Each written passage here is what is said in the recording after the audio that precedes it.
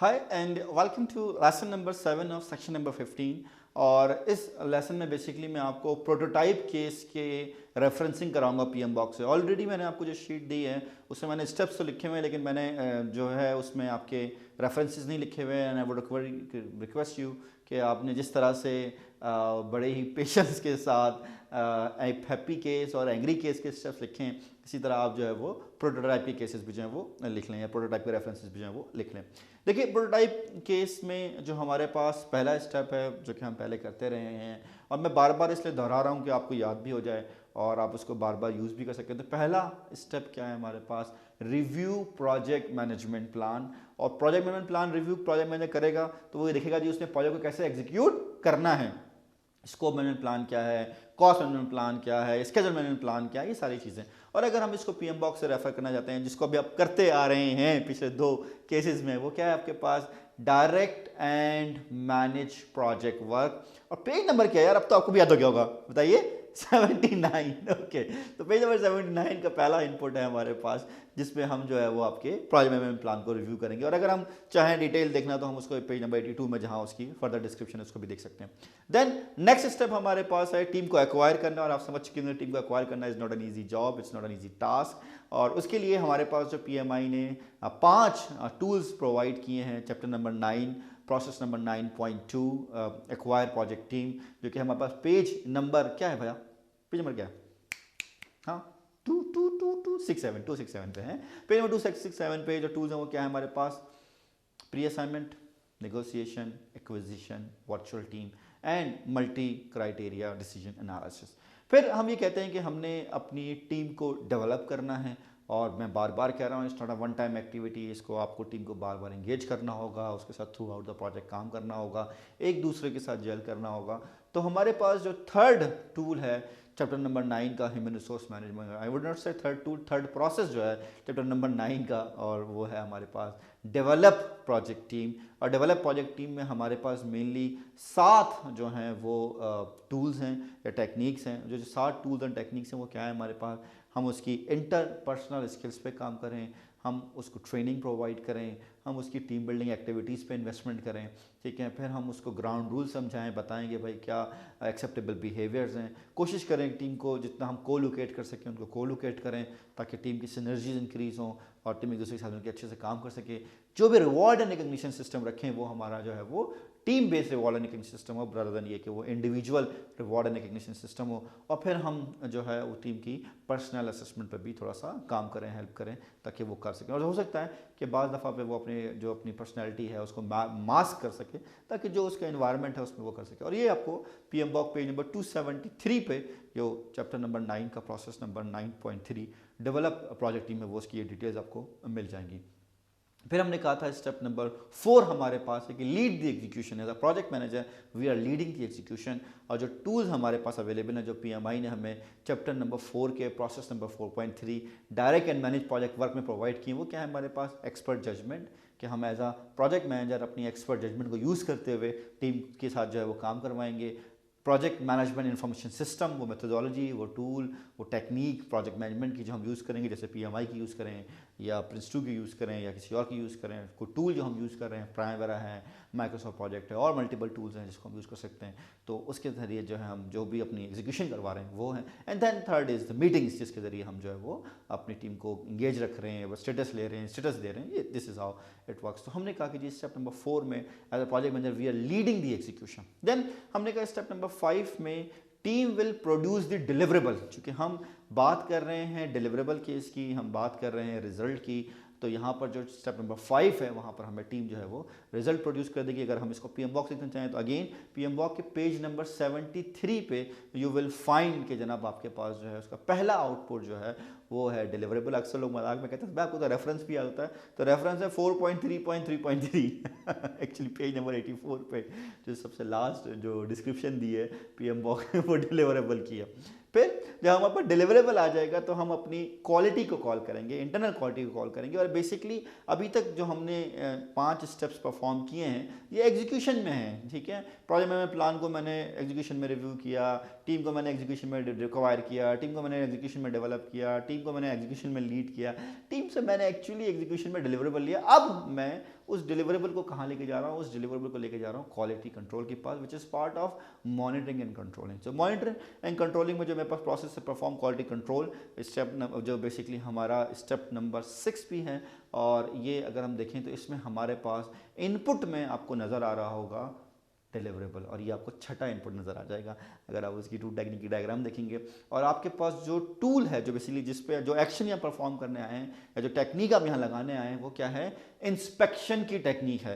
तो हमने क्या किया, डिलीवरेबल पर इंस्पेक्शन हमने परफॉर्म करनी है और हमने देखना है कि जो हमारा क्राइटेरिया था क्वालिटी का, जो क्वालिटी मैनेजमेंट प्लान था, जो क्वालिटी मैट्रिक है, जो क्वालिटी चेकलिस्ट है, उसके हिसाब से क्या वो ठीक है या नहीं। तो हमने कहा कि जनाब हमारे पास जो नेक्स्ट स्टेप है, स्टेप नंबर 7, उसमें हमारी क्वालिटी ने हमारे डिलीवरेबल को वेरीफाई कर दिया। तो अगर आप PMBOK में देखेंगे तो chapter number 8 process number 8.3 perform quality control का तीसरा आउटपुट है। और बताइए जरा PMBOK के रेफरेंस नंबर क्या होगा, 8.3.3.3। सो 8333। I am not saying please इसको याद मत कीजिएगा, क्योंकि मैं ये कराता रहता हूँ, रेफरेंस करता रहता हूँ, it's in my memory. And PMI आपसे कोई सवाल नहीं पूछेगा कि बताइए कौन से पेज पे या क्या आउटपुट नंबर, तो वो आपसे कॉन्सेप्चुअली जो है वो बात पूछे क्या है क्या नहीं। तो बेसिकली आपने अपने डिलीवरेबल को वेरीफाई करा लिया स्टेप नंबर 7 पे।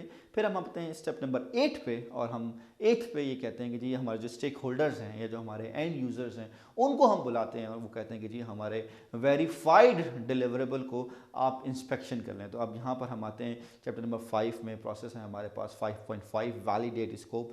PMBOK 2008 में इसका नाम आई थिंक वेरीफाई स्कोप था, उन्होंने चेंज कर दिया, वैलिडेट स्कोप कर दिया। और वैलिडेट स्कोप अक्सर कहा जाता है कि जी वैलिडेट स्कोप और क्वालिटी कंट्रोल पैरेलल चल रहे होते हैं। जनरली हमारे पास जो है अगर आप देखें जो इसका इनपुट है, चौथा इनपुट, वो है हमारे पास वेरीफाइड डिलीवरेबल जो कि हमारे पास क्वालिटी से आया है। और जो वैलिडेट स्कोप है ये भी मॉनिटरिंग एंड कंट्रोलिंग का ही प्रोसेस है, और इसमें बेसिकली हमने परफॉर्म करनी है इंस्पेक्शन। और ये इंस्पेक्शन हमारी इंटरनल क्वालिटी नहीं कर रही है, प्रोजेक्ट मैनेजर नहीं कर रहा, ये वो एंड यूज़र, वो स्टेक होल्डर्स कर रहे हैं, जिनको हमने कहा है कि जी आप हमारे डिलीवरेबल को या हमारे रिजल्ट को जो है आप वो चेक कर लें कि जी ये वो एट पार है या नहीं है, जो हमने आपसे कहा था उस तरह से वो काम कर रहा है या नहीं कर रहा है। तो वो जब उसको रिव्यू करेंगे स्टेप नंबर 8 में, तो 9 में उन्होंने हमसे कहा कि जी मज़ा नहीं आ रहा, या ये वो नहीं है जो हम चाहते हैं, या इसमें थोड़ी सी चेंजेस जो आप वो परफॉर्म करते हैं। तो यहाँ पर भी जो इसका आउटपुट है आप देखेंगे दूसरा आउटपुट है, जो कि हमारे एंग्री केस में भी यही था और यही हमारे पास जो है वो प्रोटोटाइप में भी है। तो जो दूसरा आउटपुट है वो क्या है हमारे पास, चेंज रिक्वेस्ट। तो हमारे पास क्या होगा, चेंज रिक्वेस्ट जो है वो आ जाएगी, और अब हम इस चेंज रिक्वेस्ट को लेके जाएंगे चेंज कंट्रोल बोर्ड में।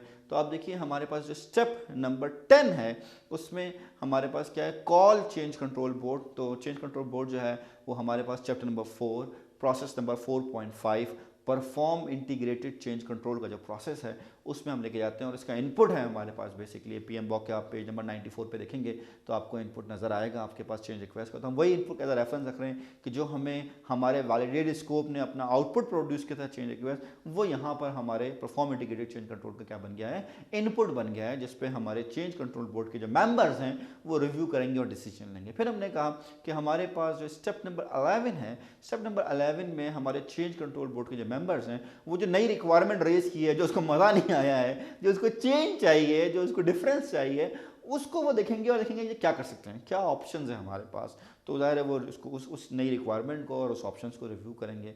और फिर हम ये देखते हैं कि जी हमारे पास जो स्टेप नंबर 12 है उसमें हमारे पास 3 ऑप्शंस हैं, और वो ज़ाहिर है वो 3 ऑप्शन चेंज कंट्रोल बोर्ड के पास हैं जो कोई ना कोई एक डिसीजन लेंगे। तो हमारे पास जो स्टेप नंबर 11 था उसमें जो हमारे टूल्स यूज़ हुए थे वो क्या थे, एक्सपर्ट जजमेंट का टूल यूज़ हुआ था, मीटिंग्स हुई थी, चेंज कंट्रोल टूल्स थे जिसके ज़रिए हमने कॉन्फ़िगरेशन मैनेजमेंट को भी जो है वो मैनेज किया था। और एग्जाम के पॉइंट ऑफ व्यू से आई वुड ऑल्सो रिकमेंड कि आप कॉन्फ़िगरेशन मैनेजमेंट को इस चैप्टर, इस प्रोसेस से आई वुड से स्पेसिफिकली जो है वो थोड़ा सा देख लीजिएगा। फिर 12 में जो मैंने शीट भी दी हुई है और आपको मैंने बताया भी है कि हमने ऑप्शन नंबर 12 के 3 पार्ट बनाए हैं, या पेज को 3 हिस्सों में फाड़ दिया या 3 कॉलम बनाए, 12A, 12B and 12C। So 12A हमारे पास क्या है, 12A हमारे पास है CCB रिजेक्ट द चेंजेस। तो हम कहेंगे भाई CCB ने रिजेक्ट कर दिया। या 12B क्या है हमारे पास, CCB approve the changes with pending, कि भाई हम कर तो देंगे लेकिन नेक्स्ट फेज में करेंगे या बाद में करेंगे, जो मैंने आपको इससे पहले वाले लेसन नंबर 6 में बड़ी डिटेल में बताया। फिर हमारे पास 12C है कि चेंज कंट्रोल बोर्ड है, ठीक है जी हम इसको कर देते हैं और हम फ़ौरन ही इसके फ़ौरन बाद ही जो है हम जो अप्रूव किया हम इसको दोबारा से करते हैं और आपको जो आप चाह रहे हैं वो हम आपको डिलीवर कर देंगे। तीनों में 12A में, 12B में, 12C में, तीनों में जो आपकी रेफरेंस बनेगा वो chapter number 4 process number 4.5 perform integrated change control का जो पहला आउटपुट है अप्रूव चेंज रिक्वेस्ट वही होगा। 2008 तक की बुक में इसका नाम था चेंज रिक्वेस्ट स्टेटस अपडेट, अब उन्होंने स्टेटस अपडेट की जगह अप्रूव चेंज रिक्वेस्ट कर दिया है। हालांकि आप बोलेंगे सर साहब ये क्या बात हुई, अभी तो आप कह रहे हैं कि रिजेक्ट कर दी, तो रिजेक्ट के लिए कैसे हो गया अप्रूव चेंज रिक्वेस्ट? चाहे वो रिजेक्ट हो, चाहे वो अप्रूव हो, चाहे वो अप्रूव विद पेंडिंग हो, तीनों का मतलब अप्रूव चेंज रिक्वेस्ट ही है। And I would recommend you कि आप अगर उसको पीएम बॉक्स से पढ़ेंगे जाके, आई थिंक 2-4 पेजेस के बाद होगा, तो वहाँ पर आप देखिएगा आपको जो है वो क्लियरली नजर आ जाएगा कि उसमें वो डिस्क्रिप्शन में कह रहा है कि ये जो अप्रूव चेंज रिक्वेस्ट है ये अप्रूव चेंजेस के लिए भी है और रिजेक्ट चेंजेस के लिए भी है, जिसको आप वहाँ पर रेफर कर सकते हैं। फिर हम ये कहते हैं कि जनाब जो 13A है, 13A में हमने कहा था चूंकि हमारे चेंज कंट्रोल बोर्ड ने चेंजेस को रिजेक्ट कर दिया है तो हमने सिर्फ अपने चेंज लॉग को अपडेट करना है। तो इसी प्रोसेस का 4.5 का जो दूसरा आउटपुट है वो है चेंज लॉग। तो बेसिकली हमने क्या किया, हमने चेंज लॉग को अपडेट कर दिया, nothing else we need to do it. So 13A is change log. 14A में हम ये कह रहे हैं कि हमने एंड यूजर से कहा कि भाई होन आराम आ गया आपको, आपने जो कहा था वो तो किसी ने रिजेक्ट कर दिया, तो जो मैं बना के लाया था वो प्लीज़ उसको अप्रूव कर लें।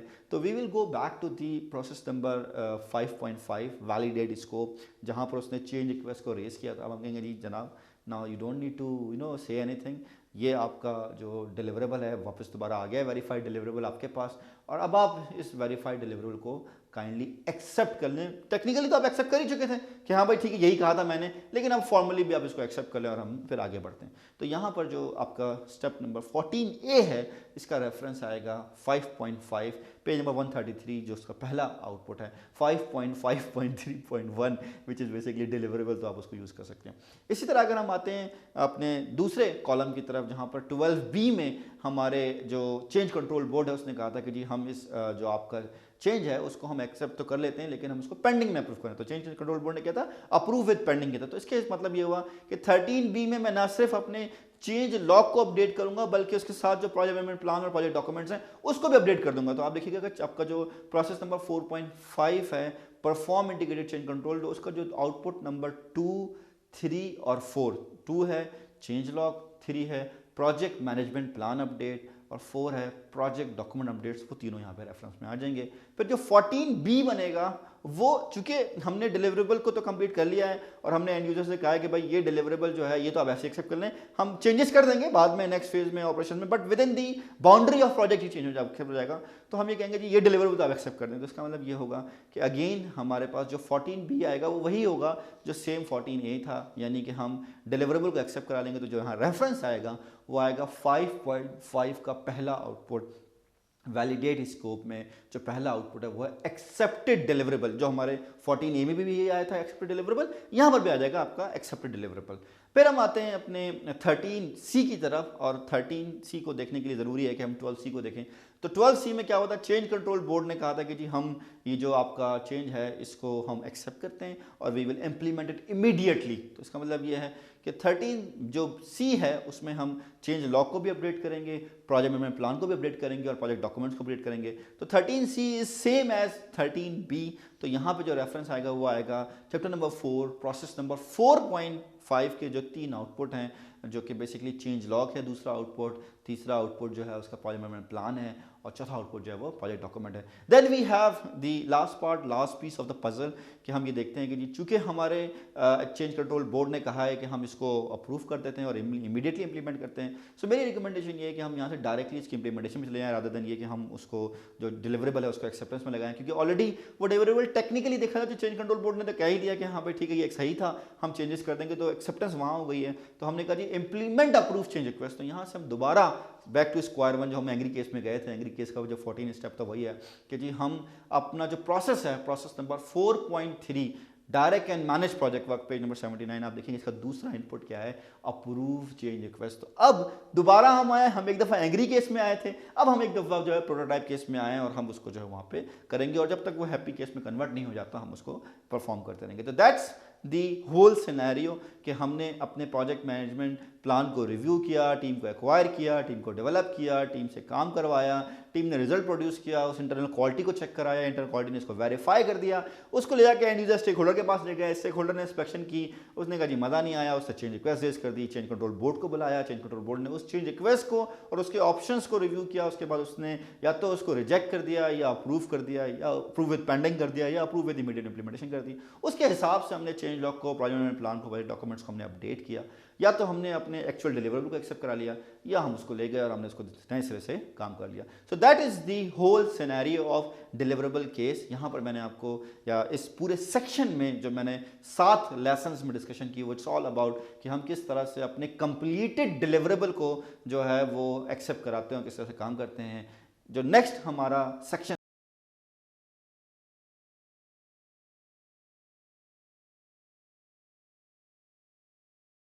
thank you for listening all these important I would say lessons। और ये जो सेक्शन था, जैसे मैंने आपसे कहा कि सेक्शन 15, 16 से लेकर 19 तक जो है वो हम मॉनिटरिंग एंड कंट्रोलिंग से रिजेंबल करते हैं, लेकिन जनरली आप इसको एग्जीक्यूशन में भी जो है वो प्लेस कर सकते हैं। Thank you.